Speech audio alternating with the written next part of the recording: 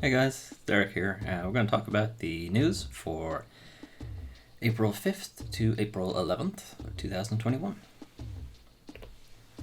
So, biggest news, I suppose, even though it's not really news because it's reportedly, but Naughty Dog reportedly working on The Last of Us remake for PlayStation 5. Days Gone 2 not happening. So this came from a report from Bloomberg, which is paywalled, which is why I'm not showing you that article. Jason Schreier, who has now moved to Bloomberg, formerly at Kotaku, to say that Naughty Dog is potentially or reportedly working on a Last of Us remake. This is news from San Diego-based visual art services group, which originally pitched the idea of doing a Last of Us remake, and Sony gave them the go-ahead with no help and very small budget, and I guess liked what they saw and took it away from them and gave it to Naughty Dog instead, which led to plummeting morale at visual art services group. And it's just kind of a shitty thing to do. Meanwhile, Days Gone 2 isn't happening. Although the first game had been profitable, its development had been lengthy and critical reception was mixed, so a Days Gone 2 wasn't been seen as a viable option. This is happening to Sony Bend. Sony Bend worked on a couple of Uncharted games, and they have helped out on a couple of other Naughty Dog titles, and Days Gone was kind of their first big game by themselves. But they have not been given the go-ahead to do a Days Gone 2. They were then assigned to work on some unknown multiplayer game from Naughty Dog, and then also part of the team was assigned to work on a new Uncharted game, but that since has been scrapped, and now Sony Bend are working on a new game all of their own. Now, if Days Gone development had been lengthy, as this quote says, starting a brand new fucking IP is going to be even more lengthy. There's so much stuff they could reuse from Days Gone for a Days Gone 2, which would be much quicker turnaround. They already said the game was profitable. This is why you build on the things you already have. You don't start over, which is what they've been forced to do here. It's just stupid. The reason why the new Uncharted game was scrapped is from this, quote, Ben's developers feared they might be absorbed into Naughty Dog, with good reason, and the studio's leadership asked to be taken off the Uncharted project. They got their wish last month and are now working on a new game of their own. So good for them. Shame there's not going to be Days Gone 2, at least for now. If you've played the game and 100%ed it, you'll know that they do set up for the sequel to go to some interesting places, and God, it sucks that's not going to happen. This the Bloomberg report itself kind of contextualizes all of these developments: the Last of Us remake, the Sony not being happy with things unless they are critical and commercial blockbusters, Sony's obsession with blockbusters. The leadership of the new studio initially worked on the Last of Us remake have disbanded, so that's those guys. Visual Arts Services Group. Some staff at Sony Bend, including top leads, were unhappy with being assigned the Uncharted game. It's like, let us do our own thing. We're not Naughty Dog 2. And they left. Sony is no longer interested in taking creative risks. Remember in the PS4 and the PS2 when Sony did, creative shit, and they were really good. And now PS5 is now following in the footsteps of PS3, where they don't make anything new. They have a fixation on teams that churn out hits. Yeah, that works out well, doesn't it? That doesn't stifle creativity or anything. Also, this in and of itself, The Last of Us remake, not remaster, remake for PS5. Why? Who is this for? Nobody wants this. It's already on. It's on PS3, but then they had a remaster for PS4, and that's on PlayStation Plus, and it's backwards compatible on PS5. What's the problem? Just patch it. Patch it to 60 FPS and be done with it. There are so many other Sony first-party titles that could do with an actual remake that aren't going to get it because of this obsession with blockbusters, fixation on blockbusters. This also highlights stuff from Sony Japan Studio, that being downsized to basically just being Team Asobo. all of that talent just going, fuck you, Sony, I'm out of here. Even it points it out here. Sony's recent reorganization of its Japan studio and subsequent staff exodus. Like, they lost so many good people when they did that. And it seems like it's not just the Japanese studios that are getting hit, it's their Western American studios that are getting hit too. What the fuck are you doing? Jim Ryan needs to go. He's the Phil Harrison of Sony at the moment. He needs to go. I'm so pissed at that. Anyway, so some announcements. So it's the start of the month, even though technically last week was start of the month, but in terms of PlayStation Plus and Game Pass and that kind of thing, it's the start of the month. So new games for PlayStation Plus: Oddworld, Soulstorm, and Days Gone. It's not getting a sequel now. You can see what you're gonna miss, I suppose. And the Zombie Army Dead War 4. Why do they have two zombie games in the same month? Although I suppose technically they're not zombies in Days Gone, since they're not undead. They're just infected or something, but not dead. Anyway, whatever, they're zombies. Oddworld Soulstorm is just PS5, so if you own a PS5, or even if you don't, actually, to be pointed out, even if you do not own a PlayStation 5, you can still redeem PlayStation 5 only PlayStation Plus games, as long as you have a PlayStation Plus membership. So just go to the web store, click add to my library, and then if you get a PS5 down the line, you'll be able to get that game. Days Gone was good. I enjoyed it. Not great, not amazing, but good. The horde stuff was really fun, and the motorcycle handling was really good. The rest of the game was kind of by the numbers, sure, but I would have been interested to see where they would go with it. Xbox Game Pass, kinda not great, really. GTA 5 is probably the biggest one, but at this stage, if you don't fucking own GTA 5 at this point, I don't know. That their intent to get it on every single console and service and everything. They're becoming Skyrim at this point. A couple of sports games, and then a couple of games I have never heard about, and then Zombie Army Dead War or whatever. Just throw words together. Is also on Game Pass, I suppose, if you're interested. New releases, of course, Oddworld, Soulstorm, which just mentioned, is free if you're on PlayStation Plus. And also PlayStation 5. If you are on a PlayStation 4, then you would have to pay for it. I guess an incentive to somehow get a PlayStation 5 that isn't in any way, accessible for anybody because of chip shortages and whatever. Anyway, that's Oddworld Soulstorm. Cozy Grove looks like a kind of nice, chill situation where you set up different farming areas and survival stuff and that kind of thing. It looks fun, it looks nice, it looks chill. I am interested in playing it. Obviously it's not everyone's cup of tea, but it is mine. Say No More is a kind of hilarious sort of Office kind of thing where you use the power of saying the word no to get away from like these people who keep trying to get you to say yes. And you just shout no at everybody to break things and not do things. It's a really funny concept. I don't know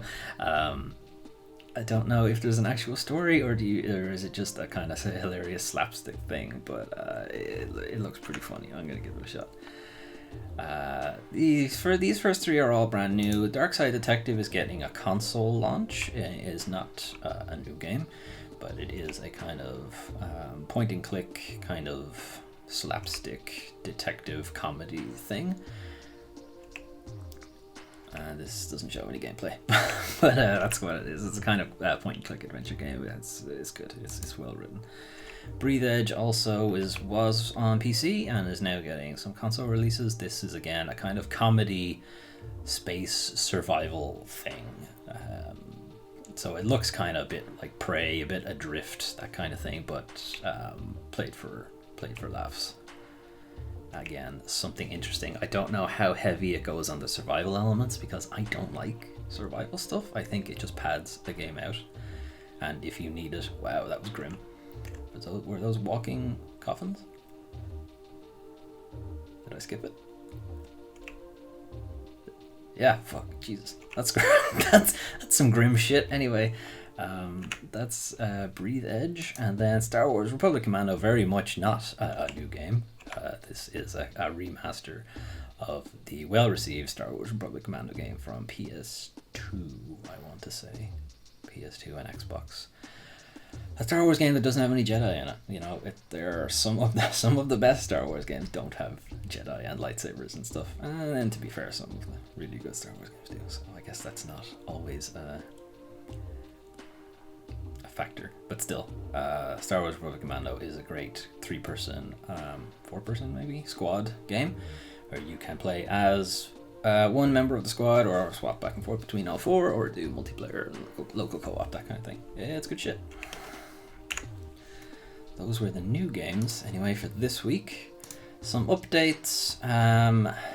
Deathloop's been delayed again. It was delayed in August of 2020 to May of this year, and now has been delayed again to September of this year. There's a quote from from game director and art director here from Arcane Leon. We've made the decision to delay the launch of Deathloop to September 14th, 2021. We are committed to quality and preserving our team's ambitions for Deathloop while ensuring the health and safety of everyone at Arcane because of COVID. We'll be using this extra time to accomplish our goal, create a fun, stylish, and mind-bending player experience. We apologize for the extended wait and thank you for all your passion and excitement. It is the fuel that powers our creativity and our hard work. We can't wait to show you more Deathloop soon. Game director and art director at Arcane Leon. So, that's not great, obviously, that it's been delayed. I was looking forward to Deathloop, but fine. I have a shit ton of games in my backlog. It's fine, I can wait. It's good that they are taking priority for health and safety, and even if that is just COVID, but hopefully it's also to stave off burnout and crunch and that kind of thing. There's also a video message where they basically say the same thing. And this article again just points out that it was delayed again previously. But yeah, it's been delayed. It's fine. There are plenty of other games to play. Streets of Rage 4 is getting paid DLC. Okay. Fair enough. Good game gets more good game. Happy with that. Set for release later this year. Set for a release later this year, so no firm date. Mr. X Nightmare. So Mr. X is the antagonist of most of the Streets of Rage series, except for Streets of Rage 4. It was the Y twins who were his children, but I guess apparently he's back for the DLC. It's going to add 3 new fighters, including Estelle Aguirre, don't know, gonna get that wrong, so just lean into it, I suppose. Who is this person? Up here, I don't know if you can see my mouse, but it's the floating head above Alex, who is really cool in the game. She is a boss about halfway through the game, maybe. Fight her a couple of times. Cool. It'd be great to play as her. You can also see Alex here holding a swordfish. For some reason, there's a couple of new weapons and enemy types as well being added in the DLC, so that's one of them, the swordfish. The DLC is also going to add a survival mode, and players can build their own personalized fighting style with new moves. So you can swap out character moves from other characters and give them to, give Alex Blaze's like somersault kick and stuff like that. So that will be interesting, like a big mix-up. And then some other stuff, just some extra music, and then some free updates. We'll add a Mania Plus, color palettes, and some other stuff. So interesting. Streets of Rage 4 is really, really good. So I am very much happy to see that it is continuing to be supported. Square Enix confirms Neo: The World Ends With You PC release later this year. So The World Ends With You, or Neo: The World Ends With You rather, is a sequel to the 2012 DS RPG, which I never got to play because, as I've said previously, I went from Super Nintendo directly to Nintendo Switch, so I never had a Nintendo console or portable console in between those. So happy to see that I will get a chance to play the sequel at least, and there is a remaster of the original yeah, on the Switch, The World Ends With You Final Remix, which I'll probably give a shot of as well. If you've played the Persona games, I suppose, and particularly Persona 5, you'll probably enjoy... Why can't I... No, don't do that. Why can't I skip it? There we go. Gameplay. Yeah, that kind of thing. It's set in Shibuya in Tokyo. Same place Persona 5 is set. Same place Tokyo Mirage Sessions is set and that kind of thing. But obviously heavily comic and anime and all that jazz. But the first one has a sort of cult following. It has a lot of love behind it, and I would imagine, hopefully, the sequel does too. So interested to play that. Again, it will be out on July 27, PS4 and PS5 because backwards compatibility, Nintendo Switch and PC, not Xbox though. I'll be wondering then if World Ends With You Final Remix will get a port to either of those. It's already on Switch, so maybe it'll end up on PS4 and PC at some stage. Okay, you guys ready to be outraged on a Sunday morning? I know I am.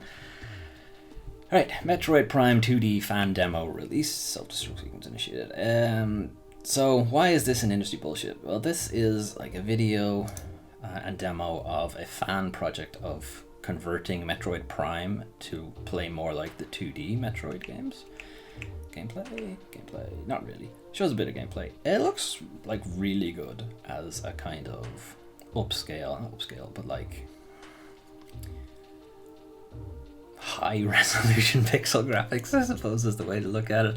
This video just shows off a lot of the different areas from Prime done in a kind in the pixely 2D sort of thing.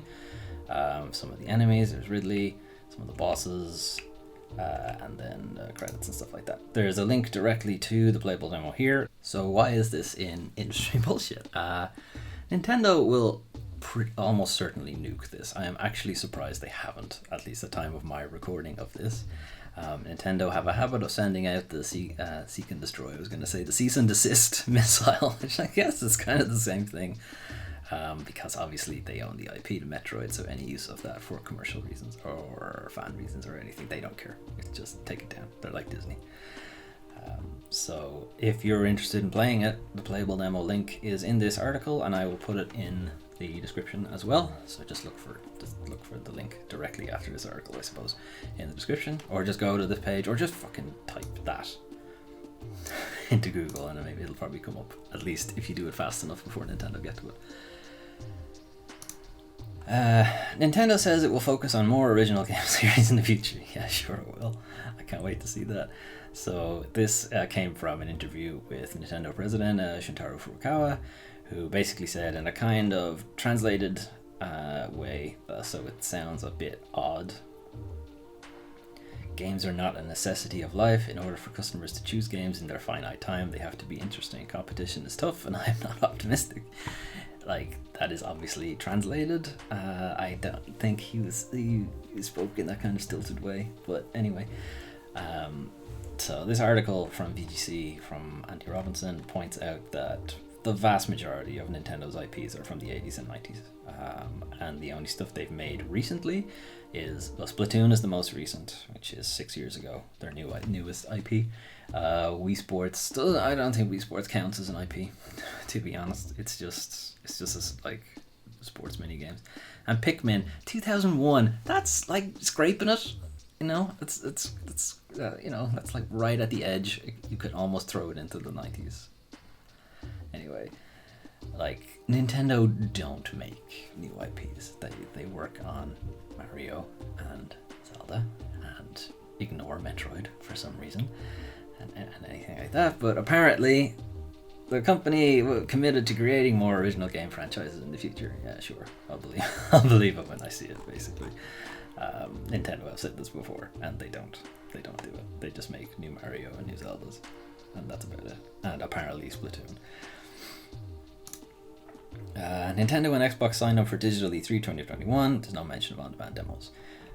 So E3 2021 is apparently going ahead as a completely digital event. Nintendo, Microsoft, Capcom, Konami, Ubisoft, Take-Two Interactive, Warner Bros. Games, and Koch Media Koch Media are like Deep Silver, THQ, those kind of people, are all participating in the event. Some noticeable absences there, and Square Enix aren't there, Sony aren't there.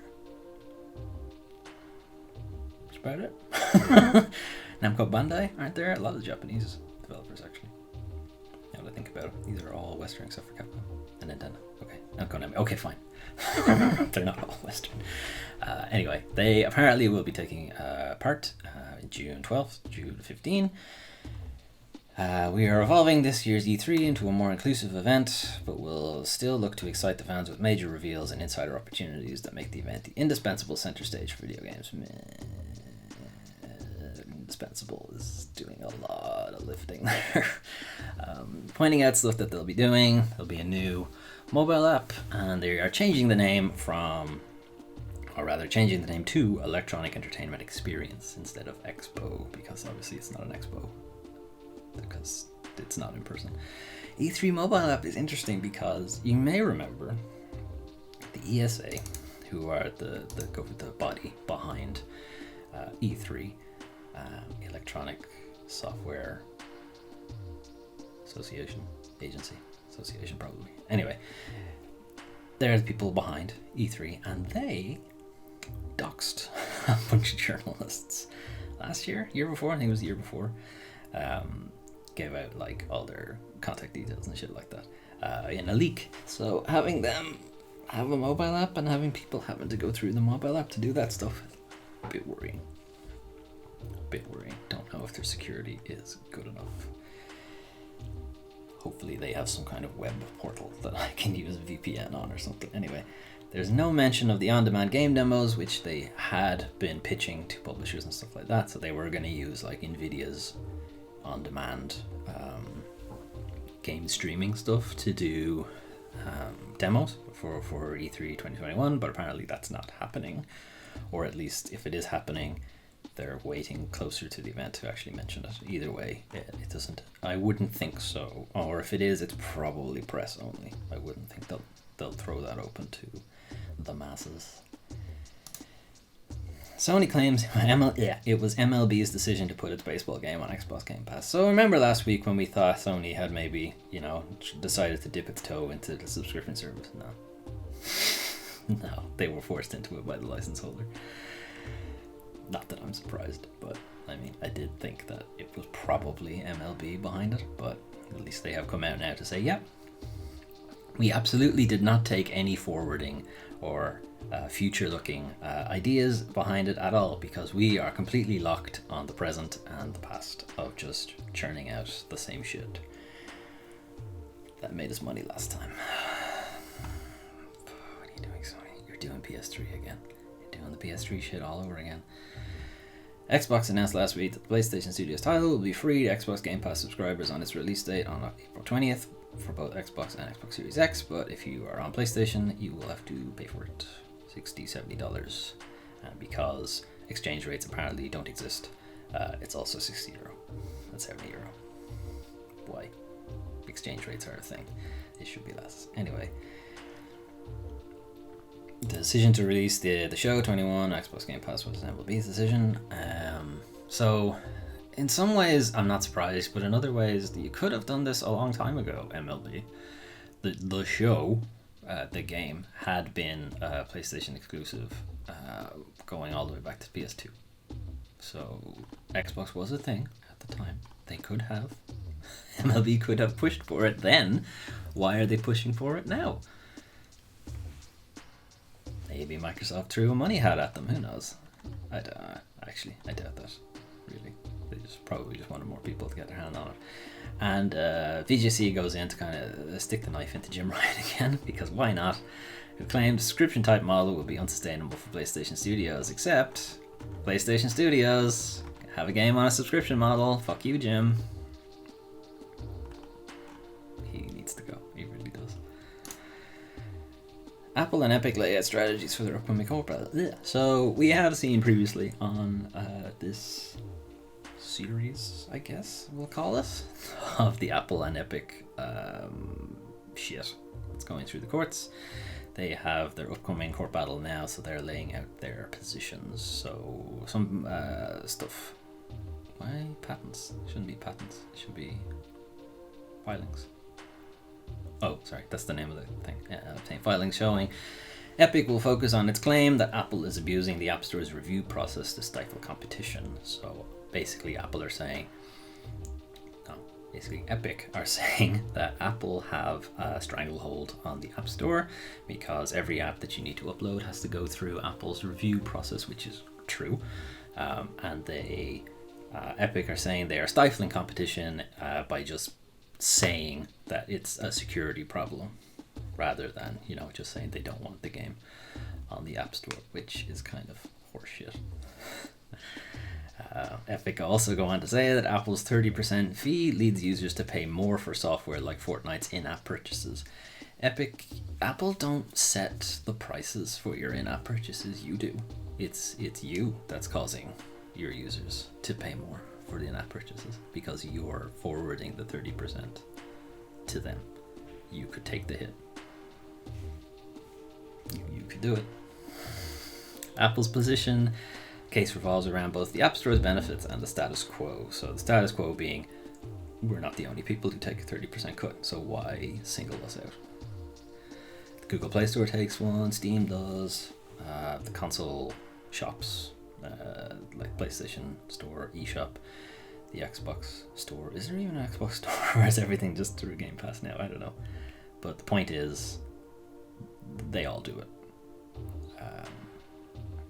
As for the App Store's benefits, debatable. Having a monopoly store is actually of benefit. This is more the case of that Apple just don't trust their users.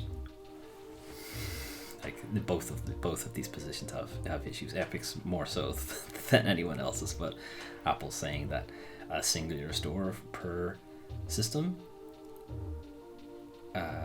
giving them a de facto monopoly is good for users. No, it's not. And we'll finish off with some dumb stuff. So, to be honest, I was scraping to find something to put into dumb stuff, so this probably doesn't really belong. But a game called Abandoned was announced this week from Blue Box Game Studios. Skip ahead. And it's been getting like some really good press. It's not the word I wanted to use, but like hype, I suppose. People are like really interested in its like photorealism. It looks really creepy. The music and voiceover that you can't hear because I turned the audio off, but they're really interested to see how the game plays out. It's like a kind of first-person-y, bit like Resident Evil 7 kind of look to it. I don't think it actually shows the player. It does like right at the end, like there. That kind of thing. That very small piece that they showed off there. It's looking really good. It looks a bit Silent Hill, that kind of thing. Resi 7. And it's led people to think that Hideo Kojima is behind it. So Blue Box Effect had to come out to say that no, it's not. The initial rumor is kind of fueled by people thinking Blue Box are such a small studio, there's no way they could make a game that looks this good. It must be Kojima Productions. Well, I don't know. That's a bit of a jump, but okay. Blue Box, for their part, have said, we received several emails regarding the Hideo Kojima rumor. We have no association with Hideo Kojima, nor do we claim to have any association, nor was it our intention to claim such a statement. We are a small group of developers working on a passionate title we wanted to work on for a long time. Fair enough. Blue Box have kind of been like a secondary developer on a lot of different games. They kind of do... it kind of happens when some projects, they can take like a singular piece of development work and they can send it out to a different studio, and that studio can work on it instead. That's kind of been what their deal is. Sony Bend were very similar. They had a kind of similar setup, and they were allowed to go off and to do their own game. Blue Box might be an independent studio, so they probably don't need to be allowed to work on a bigger game, but I guess they feel they have the developmental skill to do it now. To be clear, there's zero evidence for either of these things being real or that Abandoned is anything other than what it says it is. So this is the internet just looking for a mystery. To be fair, Hideo Kojima, when he was promoting Phantom Pain, did set up a completely fictional development studio with a completely fictional creative director, who then later found out to be it was Kojima Productions, or not Kojima Productions, Konami at the time. Anyway.